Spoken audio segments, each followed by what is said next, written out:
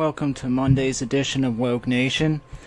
Once again, we swing into the murky, swampy, lose-lose waters of racism.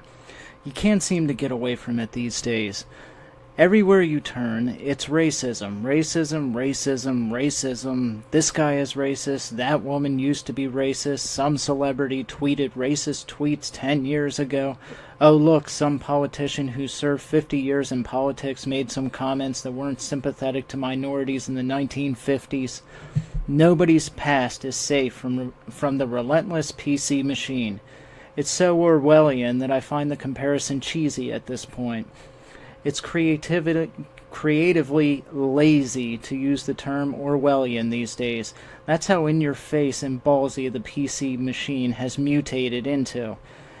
There are people now who spend their time combing through celebrity and politicians' tweets, Facebook posts, interview comments, etc., with the sole intent of drudging, I can't even talk, that's how bad this is, drudging up anything they can use against that individual. And racism is the holy grail of weapons the PC machine uses to destroy an individual's career. You know, it's gone far beyond career now, too.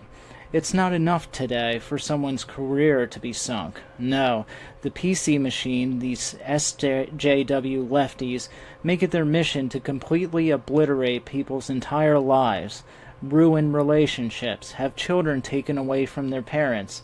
The list of sick stuff they do goes on and on. Katie Hopkins is a perfect example. She's gotten death threats, but we expect that. She should. They've tried to remove her platforms. Again, we, or she, expect that. But then they called Britain's Child Services with the intent of having her children taken away from her. How sick can you get? All because you don't agree with her politics. That's so low it defies explanation. It defies human reason. You lack any sort of human conscience if you try to take a mother's children from her simply because you dislike her politics. Anyway, that's what we're left with today. Relentlessly. Overwhelming hysteria. And I talked about hysteria in my last podcast episode a couple days ago. How social media is drumming up hysteria on both sides. And that's what produces all this combing through people's previous tweets, all their little conversations with family over dinner. They get angry one day and make one inane, stupid comment, and then you expect their life to be ruined for it. And it means that somehow deep down they are secretly a racist because they said one thing so many years ago, and they never said it again, and they didn't even really mean it, but it doesn't matter. And this hysteria being drummed up on both sides, it just creates echo chambers. And then we wonder why this gigantic rift never seems to heal. Part of the problem, why the rift isn't healing, is because the differences between the right and the left today are so very fundamental. They are core beliefs, things like abortion, free speech, and hate speech. And racism, our topic today, is one of the biggest issues. And my person of interest is Sarah Jeong. She's a recent hire at the New York Times. Well, not long after she was hired, some internet detectives dug up a whole treasure trove of a couple years' worth of tweets that Sarah Jeong had left. They ranged from the years of apparently 2013 to 2015 is what it looked like. And the tweets themselves, anyone can look them up for themselves and form their own opinions on them. I don't need to read them all. I mean, it's not like I'm making this up. They're all over the internet. Every article quotes them. Some are vulgar and profane. Others are just downright stupid. One uses the hashtag cancel white people. They all express hatred and disgust for white people and white men in particular. And there's more than just one or two of these, like I said. There were many tweets, and they spanned at least 2 years. So it wasn't just Sarah exploding irrationally over one single incident online, then moving on with her little life. And this is her expressed ideology. It's more than a little hypocritical and disturbing, to say the least. But what's even more hypocritical, and that's putting it mildly, is the New York Times' response. They are defending Miss Jeong wholeheartedly. To them, this is the right just trying to find any little thing they can whine about. Sarah isn't racist. As the story goes, Miss Jeong, since she is female and Asian, was the target of misogynistic and racial harassment online for years. Those tweets, which were unearthed, were her fighting back against the targeted hatred she was experiencing. That's how the New York Times and others are defending her. One thing I also learned out of all this is why the left sees nothing wrong with racism directed at white people, why they believe this idea we talk about here on the right of reverse racism, why they believe it just plain doesn't exist. And this is fascinating. From what I've read so far, it comes out of Marxism. That's my belief, and that's the belief of many others. If that's wrong, people or anyone can let me know. You can email me at roadnottaken04@juno.com and let me know. But the idea is that white people, being the dominant and most powerful race, numerically speaking, and since they are in positions of power, cannot experience racism because they are dominant and privileged and powerful. According to the New York Times and many on the left, and also Sarah Miss Jeong herself, apparently, there is no such thing, like I said, as reverse racism. As long as white people are in positions of privilege and power, then they are fair game. They are the enemy. Of course, this concept is ludicrous. A 5-year-old could logically shred this ideology in under a minute, but it begs the question, what about other countries? What about other nations? What about a white man who visits, say, China? Is it not the Chinese who are overwhelmingly privileged and in positions of power in China? Or what if I visited Vietnam? The problem with this ideology is it has no grounding in reality.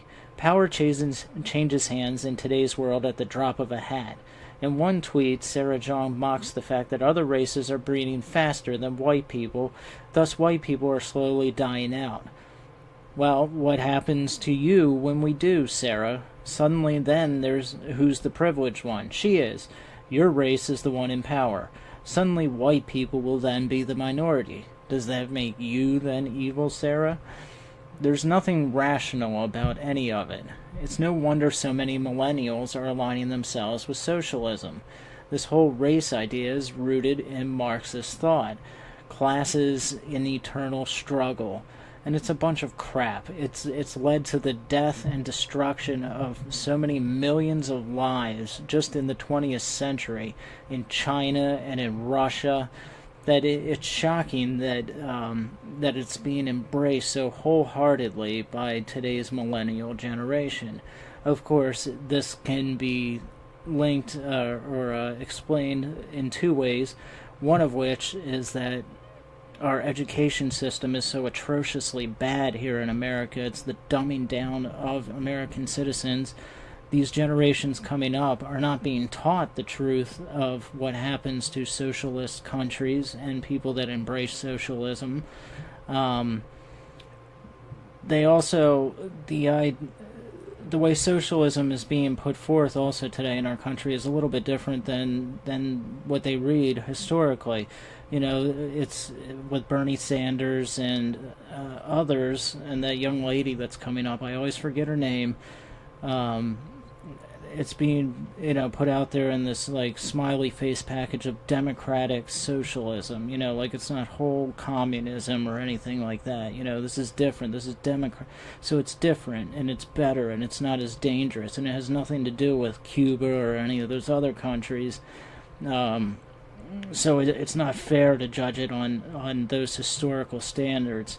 Look at what's going on in Venezuela, too, right now. The mass starvation. The president of Venezuela now admitting that their whole socialist program is an absolute failure. It's a great idea when you think about it. Free college is an awesome thought. Free healthcare is an awesome thought.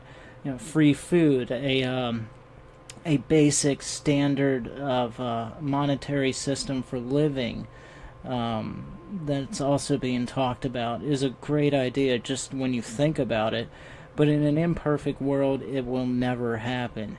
There is no such thing, number one, as free healthcare or free college or free anything. Somebody somewhere along the line has to pay for it. Of course, they say that the 1%, the wealthy elites, the rich, should be the one paying for college for everybody else. But if that's so, and if the rich people have to pay for college for everybody else and their health care and all these other things, then that kind of ruins the incentive for anybody to really be rich, to work towards anything. Why would you want to better yourself, monetarily speaking, if you're just going to end up paying for everybody else's college and their health care and everything else? It takes all the incentive out of the market, out of bettering yourself, out of creating businesses or any kind of competition. It just ruins it and rips the rug right out from under it. It's no wonder these places are failing.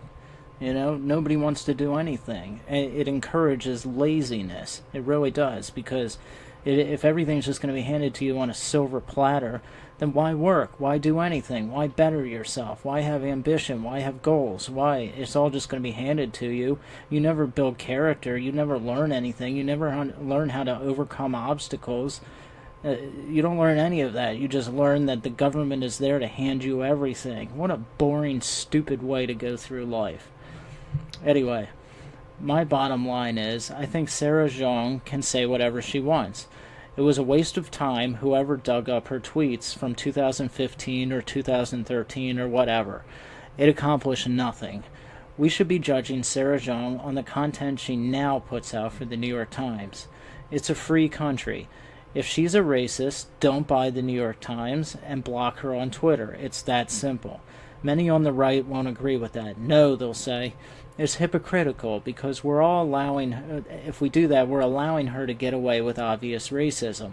They want us to look at the context of the New York Times want us to look at the context of her tweets, but they refuse to look at the context of, say, Trump's tweets that were supposedly racist. When he made that comment about a lot of Mexicans being rapists or something, or why should we give more money to these SHIT whole countries? And people on the right were saying, you're taking this out of context. He was talking about MS-13, blah, blah, blah. You're not reading it as it was said, and all this kind of stuff. And the left refused to hear that. Context doesn't matter when it has to do with people on the right or with Trump. So, I understand all these arguments, and they're not without merit. But they're wrong, they should be letting us they should be looking at our context the same way. The whole bottom line is that this whole thing has just gotten completely out of hand. Forget context. We live in a country that has free speech. If you don't like what somebody's saying, don't listen to them. Period. End of story. I don't care about somebody's context. If I think that Sarah Jeong's tweets are racist, which I do, I've read them, there is no context that's going to explain that. I'm sorry. And that's how people feel about Trump's as well. Well, I disagree. I think that they just are intentionally misreading his, and you can say I'm biased or whatever for not feeling that way about Sarah Jeong, whatever. But all this digging up tweets is just ridiculous. It needs to stop. Some people sit there and do it and think that they're actually achieving something. I think Mike Cernovich recently was wandering around the desert digging up people's past histories, and thinking that, oh, look, I found something. Like he's a hero. Dude, shut up. You're wasting your time. You're a waste of existence if that's what you're spending your time doing. Just get out of here.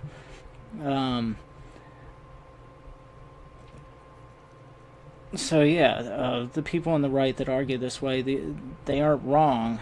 The left is extremely hypocritical. But even just because they're wrong with the way they're thinking, does that mean that we should commit the same sins they do?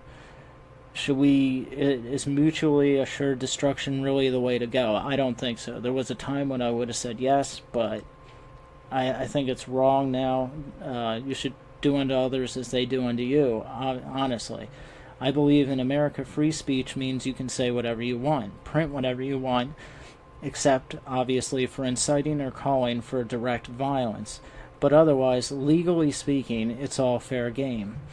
It is up to us in the culture to moderate what we want to hear, read, and say.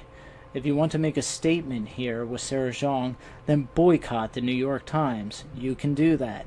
And block her on Twitter, Facebook, Instagram, or anywhere else. But please, the next time the New York Times or Vox or Vogue or whoever hires a new journalist, don't go digging into their past. It's not right when the left does it, and so we shouldn't do it either. The Bible says, "Do unto others as you would have them do unto you." If we claim to be Christians, we must behave as such. At no other point in American history does it matter more. And trust me, the left is watching Christians right now. They're watching us closely. And here's some other food for thought. I'd like to ask Sarah Jeong how she feels about Christians as well. We know she hates white people, and recently there's been this notion of Christian privilege floating around.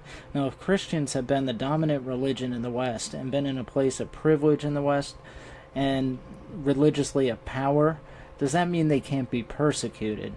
And if so, I'd advise her to look to Nigeria for her answer to that. Okay, that's it for today, my compadres. And yes, I culturally appropriated that lingo, compadre. I like it. Anyway, our next podcast will be on Friday evening. Like I said, I'm going to be doing my best to stick to Monday and Fridays for the podcast and one video every weekend. Subscribe to Woke Nation on iTunes, Podbeam, Google Play, and also to my Woke Nation YouTube channel. I have a blog on medium.com under the nom de plume, PJP Hayes. You can also like and follow my Woke Nation Facebook page, and please do so. Also with iTunes, any podcast gains more exposure the more positive reviews are given. So please rate and review the podcast on iTunes or on Podbeam, Google Play, and subscribe to Woke Nation YouTube channel. For comments on this or any other show, email me at road, R-O-A-D, not taken, N-O-T-T-A-K-E-N, 04 @juno.com. You can ask questions, give me critiques, or tell me how much you hate white people. It's all open. Well, until next time, good night and God be with you.